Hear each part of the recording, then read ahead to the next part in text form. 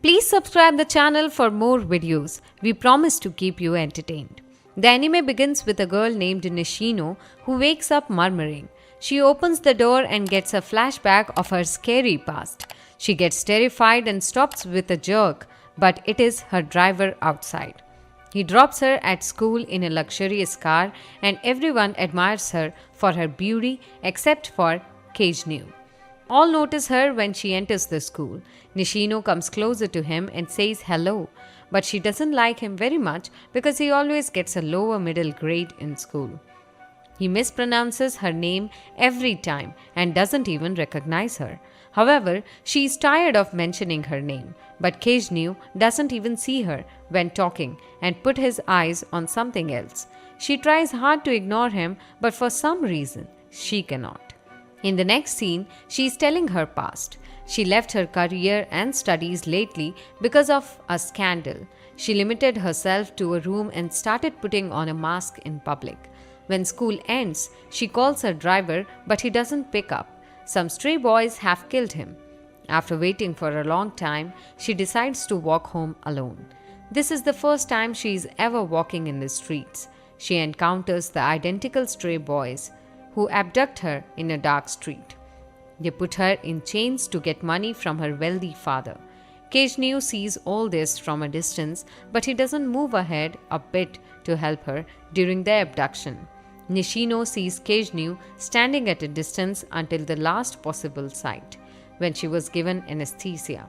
They put her in a dark room and one of the kidnappers tries to kiss her and button down her clothes. It is also revealed that it is the second time she has been kidnapped. In the meantime, a boy in a fully covered green costume hits up through a glass ceiling and introduces himself as the stylish thug Slayer. He possesses remarkable marksman, skills, and knows all about fighting without making noise. The kidnappers get scared but still challenge him to fight. One is defeated in only one go, and the other seems challenging to handle. He is the ex-soldier, but the boy is very confident in his skills. He insults the soldier's poor skills and arrogant behavior. He aggressively tries to hit him, but the boy breaks his bones with a barrel and reveals his identity. He is one ski mask berserker who walloped the biker gangs with one barrel. The soldier recognizes him. The boy strengthens his belief and hit him with the barrel. Also, he fails his attempts to hold a gun by throwing the barrel directly at his other arm. Both arms are broken, and then he hit him with multiple strikes in the abdomen and smashes his head. He is all covered. That's why Nishino doesn't recognize him. But he is her classmate whom she dislikes. He sets her free from chains and advises her not to walk home alone next time. He disappears before Nishino could see him and mourns at his performance with the soldier. He is unsatisfied with his fight because his fighting skills differ from Eminence in Shadows. After that, Nishino reports the police about the event and informs her father.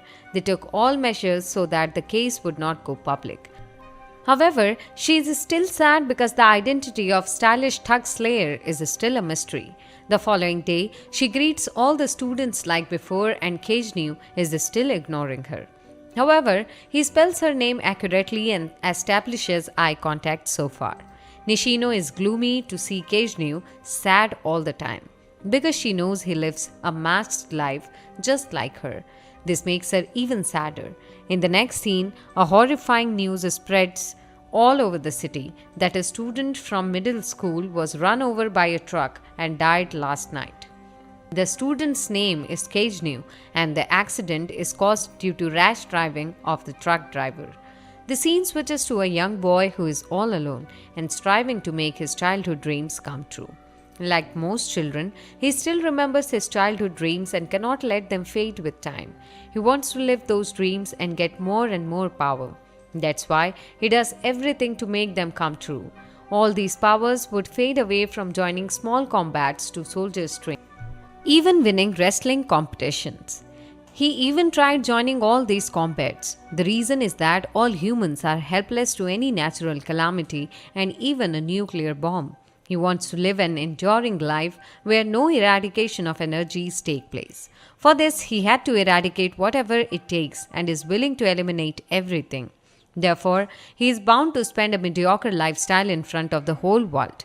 But he does all heroic deeds and shadow to achieve whatever he wants. Finally, he achieves that aim, creates a group of heroes, and becomes the Eminence in Shadows. Kejnio always wanted to be the master of Eminence in Shadows, and now he's one of them. He's telling the same story. He's the middle school mediocre stylish thug slayer boy who died in a truck accident, and now he's reborn as the son of Baron Kejnio. When he's reborn, his mother notices his delayed cry and wants him to cry. After hearing that, he cries out that loud, everyone gets annoyed. They notice something strange in their newborn baby. He is born in a family where his elder sister is a pro in the combination of several martial arts skills. Since childhood, he is continuously learning these skills. For generations, this family has been practicing magic and pumping dark knights.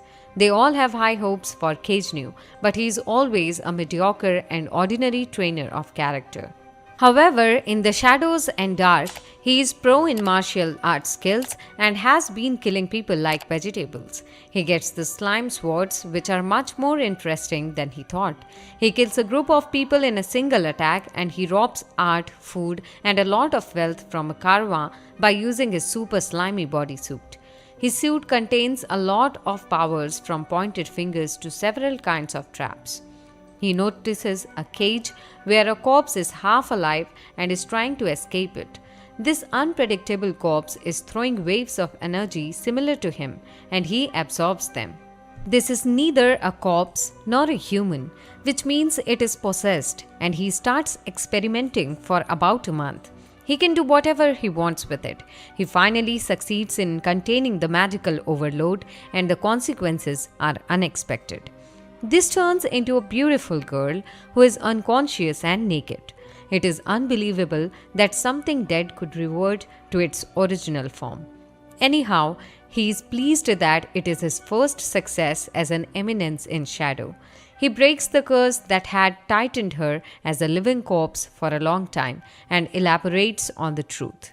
In history, a demon cast his curse on different heroes at his last breath, and someone twisted the curse and changed all of them into a lump of flesh.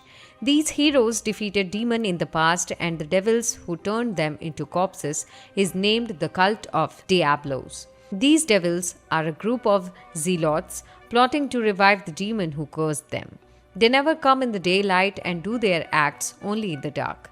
The girl gets super aggressive and wants to take an act of revenge for her curse. Kejnio is on the same mission to work in shadows, stop the devil's movements, and prevent them from reviving the devil. Kejnio changes his name to Shadow and invites her to join his mission to kill the cult of Diablos. The girl is named Alpha by him after joining the mission. Also, she lost everything since the cursed years, and now the only task of her life is to take revenge. She was bound to waste her future as a hideous beast, but Kejnio saved her life. That's why she offers her life for him. Kejnio offers her the powerful slimy suit and welcomes her to the team. The girl asks to find other decent and revive their souls into original. She suggests to offer them to join the team and expand this organization to increase the winning chances. Hearing this, Kejnio agrees. They name the team Shadow Garden. Besides creating the team, he has now turned 16 and practicing Dark Knight likewise. In the past few years, he has optimized all types of martial arts, but he can only use some of them here in practice with his older sister. He intentionally loses the practice all the time to give the impression of being a weaker one and restores his energies. His sister thinks that he never made progress during all these years. He is playing the background character and ideal to be ready for the day of the final battle. Today, the farewell party of his sister is going to be held in the house, and she leaves for it. She will attend the major academy for Dark Knights in the royal capital, and the guests are there to congratulate her on this success. However, on the day of her departure, she goes missing from her room. Her parents freak out to know that she got defeated by some scoundrel. Her mother orders everyone to find her. Kejnu asks member of his team to collect all members of Shadow Garden. They will all find his sister and collect details regarding the kidnapper. Somehow, the kidnapper could belong to the cult of Diablos. His sister is perhaps one of the hero's descendants, and the devils don't want her to join the academy. They are determining the hideouts where they keep his sister. But Kejnu already distinguishes it. He points out the place on the map, and there is a shadow hideout and nothing else. On the other hand, his sister is imprisoned and chained in a dark place. The kidnapper knows all about her family, and she mentions her brother. She says that even though her brother always loses the fight with her, but she still learned much from him instead of her father. He also mentions that when the curse possessed her, Kejnu was the one who saved her from the possession and revived her soul. This confirms that she belongs to one of the heroes of Descendants. The kidnapper is excited to see her brother and threatens to kill him. By listening to her brother's killing, she gets enraged and breaks the chain. She goes back to her home with slight injuries. While on the other hand, Kejnu with his team reaches there and infuriates the kidnapper. A ferocious fight starts among them and he gets poorly injured. After analyzing their strength, he engulfs a pill that gives him ultimate powers. He turns red and attacks them, but even this pill could not do much and he sneaks out with fear. On his way, Kejnu is already waiting for him. He underestimates him by seeing him alone and starts showing his magical powers. But Kejnu is a tough competitor and insults his magical powers because his lunge is weak and he doesn't even know how to use these powers. He is teaching him lessons about using these powers in the best way and meanwhile surviving his attacks. In lesson number 3, he attacks his stomach and tears up his body. Instead of being injured, the kidnapper changes into a more powerful being and turns his body into an animal. Still, Kejnu is not worried and faces this situation so wisely that the kidnapper is defeated. He is dead, and a pendant from his neck spills out with a picture of a girl. Kejnu holds the pendant and leaves. He is pleased that their rescue mission is complete. Although his sister freed herself before their arrival and didn't know about the natural strengths of her brother, she is tenacious and all her injuries get resolved just in one night. She leaves the following day pretending as if nothing happened. Kejnu wishes to go to the capital. He wonders that after leaving, he will put Alpha in the lead and hand her the work. The time has come to leave the place and he says goodbye. He imagines Alpha and other team girls who had collected much information about the devils the last time. They believed that the cult of Diablos is an enormous organization that runs globally. Each finds it exciting and still wishes to strive for eminence in shadows till his last breath. In the next scene, an insane boy is hitting his head against the stone and jumping in front of a train. And the episode ends here. Please subscribe the channel for more such videos and let us know in the comments about your favorite part of the video. Thank you for watching.